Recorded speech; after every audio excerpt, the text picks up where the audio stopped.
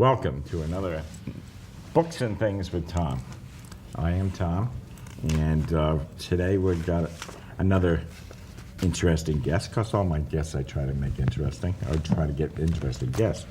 We, some time ago, well, a few years ago, you probably read about Jim Henry, who at age 96 learned how to read, and at 98 he wrote a book, and this is the book. And very, very, almost miraculously, this man learned how to do what he wanted to do. He wanted to write a book, and this is what he came up with. But the secret behind the book is the people that he went to learn how to read. And it's called Literacy Volunteers of Eastern Connecticut. And they were established in 2003. So today I'm bringing to you Jerry Cinnamon, who is president of the Literacy Volunteers, and Jerry's going to explain to us exactly what they do and how they do it and how they need money because they're almost broke.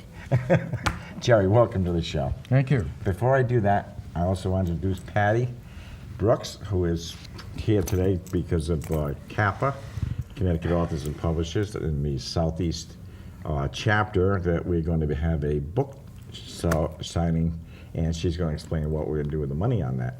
Patty, welcome. Thank you for having us. She's also the one that introduced me to Jerry. Yep. So, Jerry, tell us all about it. Okay, Literacy Volunteers of Eastern Connecticut is a nonprofit corporation, and we do basically two things. Both of them relate to adults. One of them has to do with teaching Native Americans, like Jim Henry, to read for the first time, adults. Very often people got through school somehow without being able to read, and then when they're 50 or 60 or 70 or something like that, they say, well, I really would like to read. And we have a program called Basic Literacy, teaching them how to read. Okay. About 10% now of our clientele are actually from this type of learning. Huh.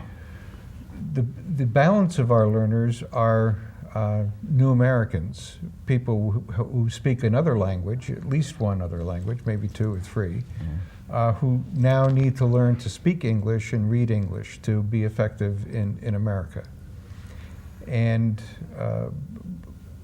we use volunteers. We train volunteers to be tutors for our learners. And most of our English as a second language is taught through groups, and then the tutors work one-on-one with the basic literacy learners. Mm-hmm. Right now we have one office. It's in Norwich at the Otis Library. We have a very nice suite of offices there that are made just for us by Otis Library.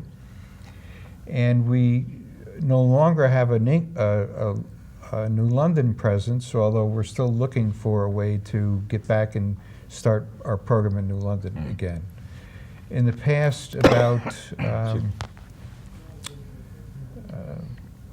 probably about 60 to 70% of our learners were actually from the Norwich area, the balance coming from the area around New London.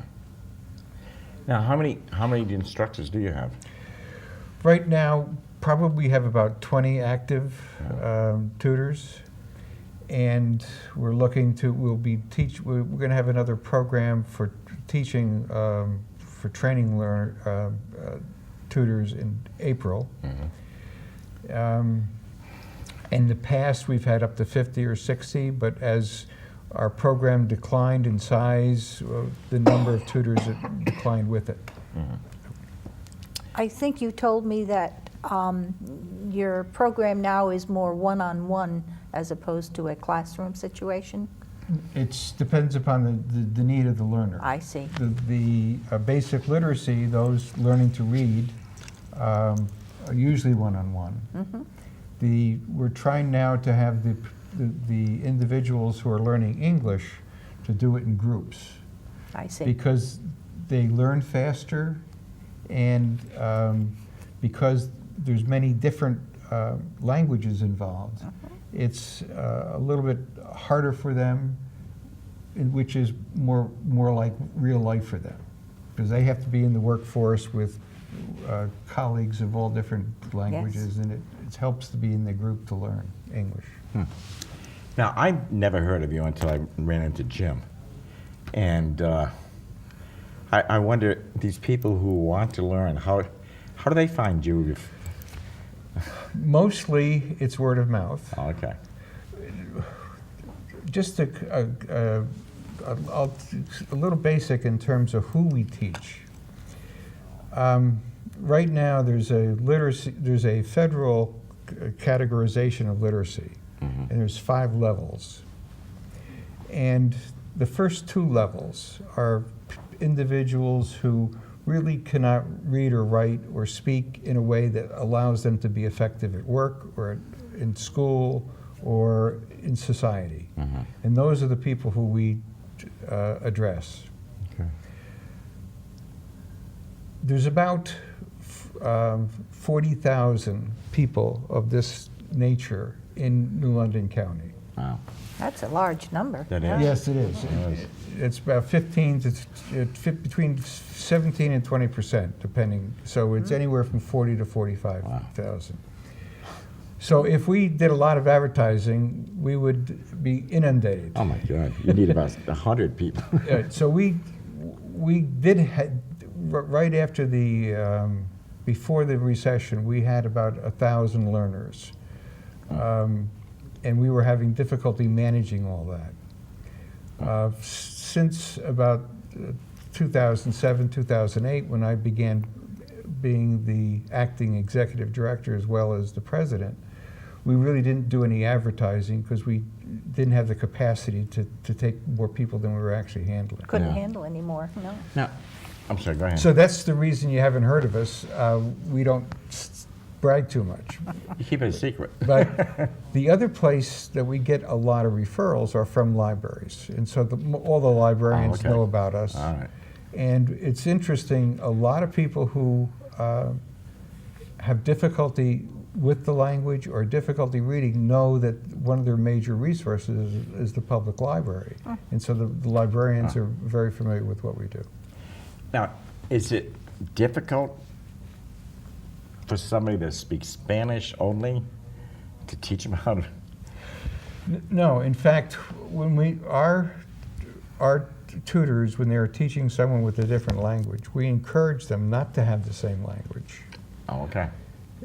In fact, one of our tutors who was Hispanic, we kept assigning him Hispanic learners, and he put, "Stop, please stop." It makes it too easy for the To slip tutor back into the Yeah. Spanish. to sort of aid the learner Yeah. without too much. And so without the tutor knowing the other language, it's really incumbent upon the learner to really strive to learn English because they can't finesse it. Huh. Now, when I met Jim Henry, I was at a book signing at the Academy in Mystic, where he was living. And he came up to me afterwards and started talking, and it turned out that I went to school with his daughter, who passed away some years ago, and he knew my uncle, so we, had a chit-chat. And he said he wanted to learn how to speak English, how to write English, which astounded me, because, here's a guy 96 years old, and he wants to learn how to speak and write English and read and write. And I was amazed. And he said, I want to write a book. And he started telling me all the stories about a lot of the stuff that's in the book. He was starting to tell these stories. He wanted to make a book and tell the stories. And then a couple years later, he contacted me and said, I'm learning how to read and write. I said, really? He said, yeah, stop up. So I stopped up to see him again, and he showed me this 8.5 by 11. He said, what the guy does is he comes in here, I tell him what I want to write, and I write it all down. He takes the paper home, types it, brings it back, doesn't correct it, he brings it back and says, this is what you wrote. Made me read it, and he said, is this what you wanted to say? And a lot of the stuff he corrected, Jim would correct it, and then And then it ends up as a book. And a lot of this stuff this is Jim. It wasn't the guy, Right, the instructor. absolutely. This is Jim's writing. This is Jim's putting it in. You read it, and you can see a little bit of Portuguese in there someplace. But it's fantastic. I mean, to me, it's like a miracle. It is a miracle. And I have attended conventions of the pro-literacy who we're affiliate of. That's a national organization. And they have awards they give out to individuals who have, been nominated as, powerful learners. And there's a lot of Jim Henrys in this country who, and it's very interesting what may motivate them. Very often it's a grandkid who they want to read to, and they're a little ashamed that they can't. Because Americans who have never learned to read do a very good job of hiding it. That was Jim. And so we have, one of the things we have found is that those folks, we need to be, their confidentiality is very important. They don't want anyone knowing that they're learning to read, because we already know how to read. Yeah. Whereas the people who are new to America and learning English for the first time, they're proud that they're learning English. Absolutely. So they'll yell at you across the supermarket. Hey, there's my teacher. Yeah. So it's very different. Two different groups of people have very different needs. Yeah. My grandmother spoke no English. She was Portuguese. And she had to learn certain words to get her citizenship. Right.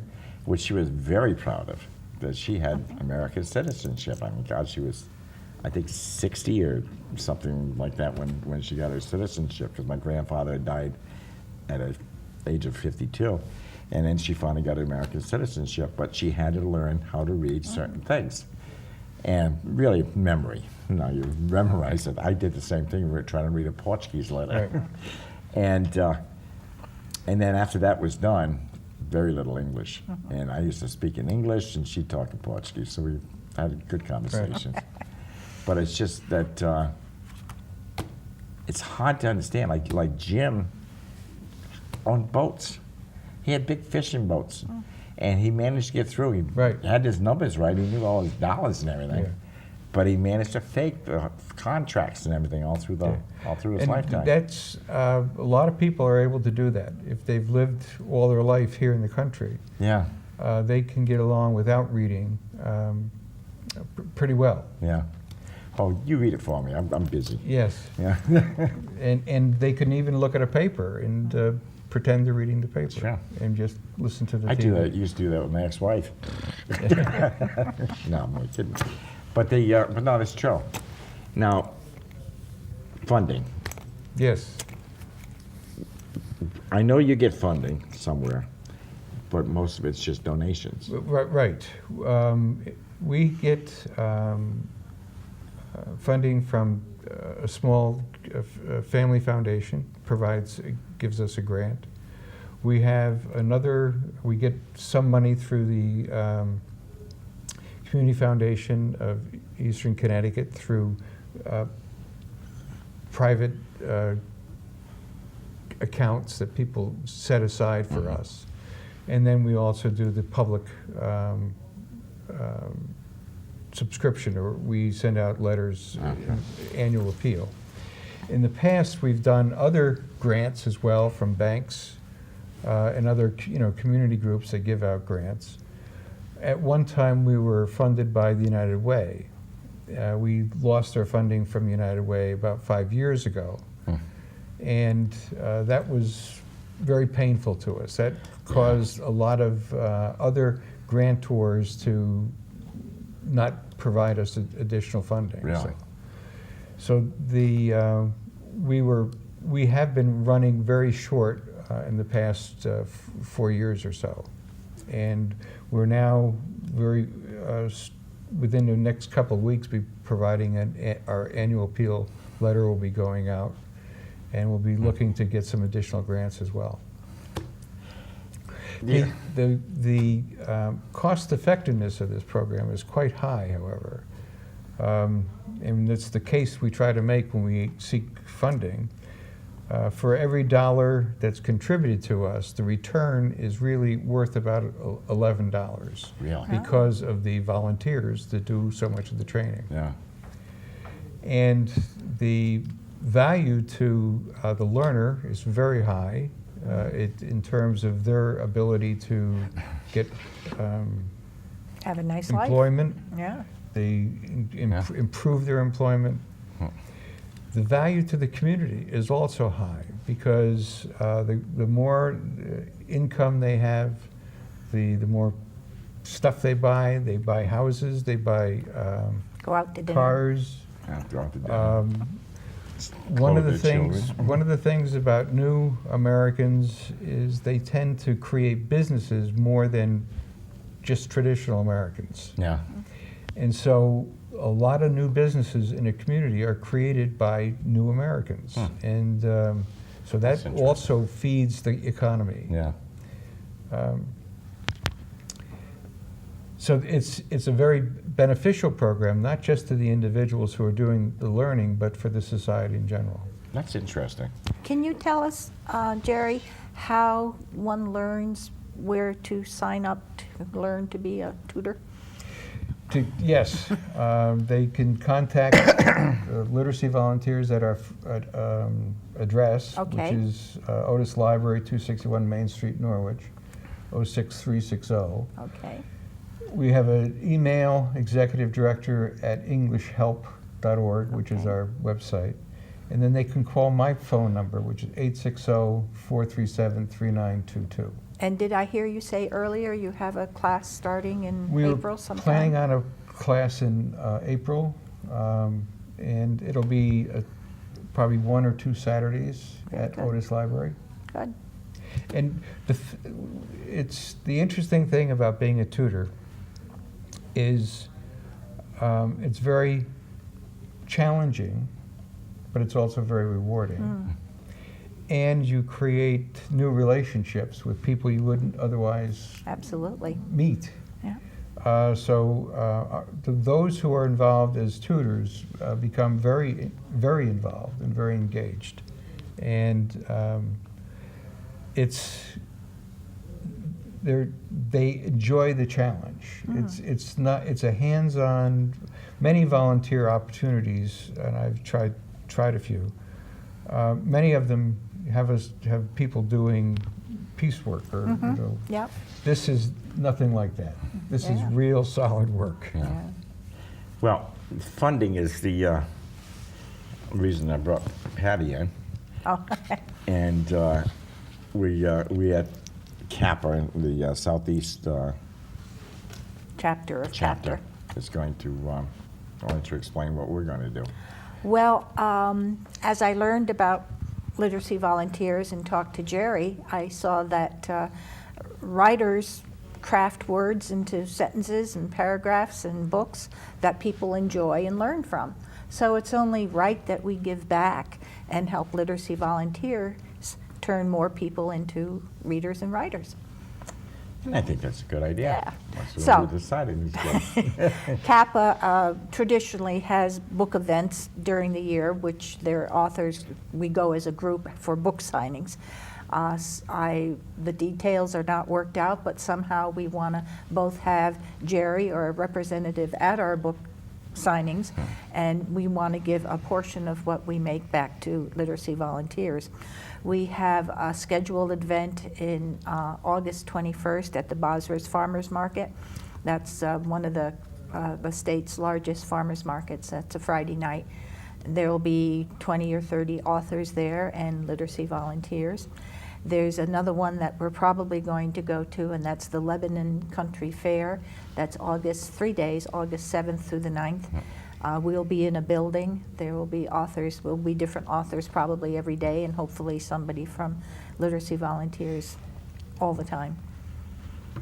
And I see this as synergistic in that, as I mentioned before, there's about 40,000 people who Oh, potential readers. yeah, absolutely, yeah.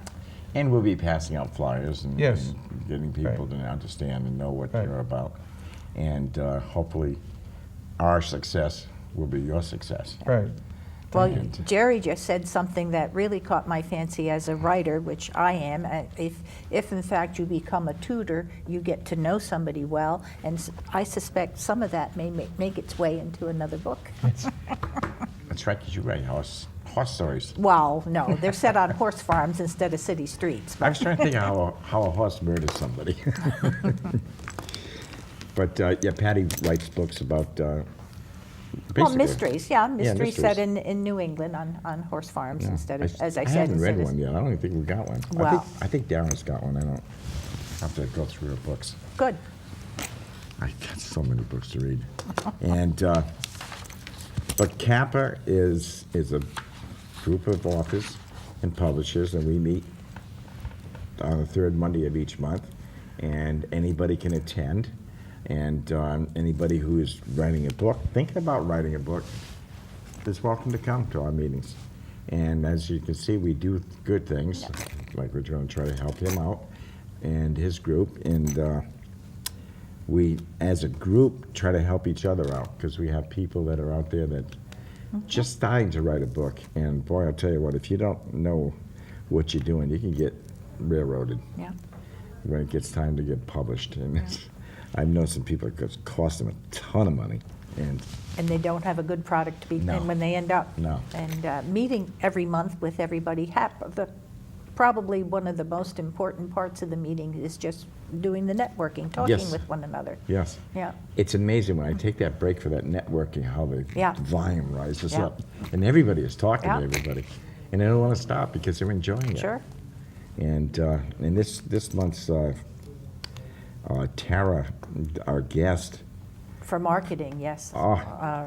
Internet marketing, but she yes. lost me, I think it was about the first or second. Well, I kind of felt that way too. I said, oh, I can do this, I can do this. Now I'm confused. Yeah, but she's really got it together for marketing. Yes, she does. And most people don't understand when you write a book. Oh, good, look at you, wrote a book. You're going to make a lot of money. Mm-hmm. We're going to sit right here and watch it get sold. Yeah. No. So there's a lot of work to it. We Oh, try yes. to get that work out to people to understand it. Just like with you, to get people out there to understand what you're doing and maybe Right. get into their pocketbooks a little bit. And Yep. a lot of people are fortunate, like myself and, Yeah. and you, and we know how to read. We got taught. Yeah. And but somebody coming into this country, or somebody like Jim, that went through his whole life without learning how to read. Well, that's how I got involved. I saw a little thing in the paper, a little box, said, trained to be a volunteer. And I said, I wonder what it would be like not to be able to read, because I constantly read, and I Yeah. have all my life. Yeah. And I said, I couldn't really envision not being able to read. Yeah. And so that's what led me to get involved in literacy volunteers in 2003. So. Yeah. See, you couldn't even read the captions on your No. television set if you don't know how to read. Or like the old saying is, it's all Greek to me. Yeah, Well, pick up absolutely. one of those Greek things and try to read it. right.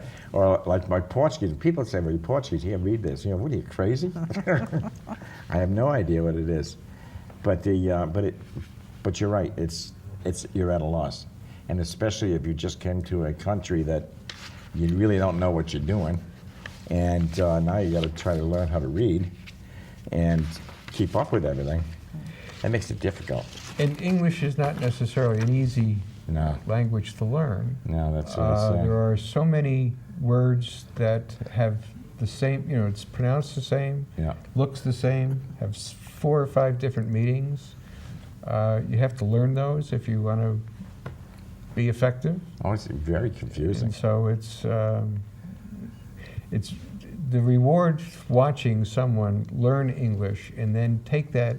I had a learner who actually created a business after learning English. Yeah, And he only spent about 3 years in our program. But during that period of time, he learned enough that he could pass the exam for having a food service. Oh, He- all the forms, all the Wow. state forms. Plus, yeah. he was able to go through all the zoning required and to Yeah. create a new business. That is not an easy task. I would be really intimidated to try to create a retail business someplace. In French. Now, how long, In English. Yeah. how long does it take the average person to learn how to read? Well, learning to read, if they've never read before, that can be a 2, 3, 4-year effort. Oh, wow. Excuse me, if you've never read any language before, or you've never read English Well, before? if we teach, for the person who's never read English, Okay. and doing the basic literacy can Yeah. take 2 to 3 years. Wow. For the individual who is learning to speak English for the first time, they may participate with us for only a year, and they get enough English to become effective and accomplish what they set out to do. Others may spend 2 years. That's really a lifetime effort, and how much time they spend with us. Once they get past some of the fundamentals, they learn a lot of it on their own. Now, you're saying 2 or 3 years or whatever, but how often? How often do you, and I guess that's the one-on-one decision, Usually it's about weekly. is it? Okay. So it's If you between the do- tutor and the learner to Yeah. decide, okay. If you do it, if you spread it out more than, it's so much stuff can happen in Yeah. between those 2 weeks or And you 3 kinda weeks or forget 4 to, weeks. yeah. You don't really have a lot of learning going on Okay. the last 2 or 3 weeks. So it's good to keep right on top of it. You get the last couple of minutes, is something you'd like to add? Not that I can think of right now. I think we'll leave that to Jerry, but I'm so pleased that we're somehow going to make a relationship between the two organizations. It's just meant to be. You got anything you'd like to add? Well, I sort of, and when I talk to people about the impact of literacy volunteers, to me, it's a powerful community economic development Yeah. with no downside in terms of, it doesn't get in anybody's way, and it just is all upside for both the individual as well as for the tutor. So if you want to learn how to read and write in English, contact them. If you want to help be a tutor, contact you. And if you got a few extra bucks laying around, send it to them. Tomorrow's the first day of spring. We would never know it because of the fact that it's going to snow. And I'm just so excited. Another, what is it, 3 to 5 inches Yeah. or something, rather. But they said that the ground is warmer and the sun has got such an angle that it's not going to stick that much to the roads. Yeah, right. And we'll try to keep bringing you more interesting programs each week. In a couple of weeks, I'm going to be starting a new series on the farmers and vendors at the Denison Farm Market, and they'll explain to you the differences between organic, natural, and GMOs, and try to keep you abreast of what's going on in the farmers programs and what we can eat for food. Next week is another program that's educational on the ARC Center, which is on the retarded people that are being helped by the center out of Norwich. Very interesting program. We just donated a bunch of books to them yep. for a auction they're having, and we got Lara coming on. So tune in next week. You should be reading. Cuddle up with a good book. I'll see you next week.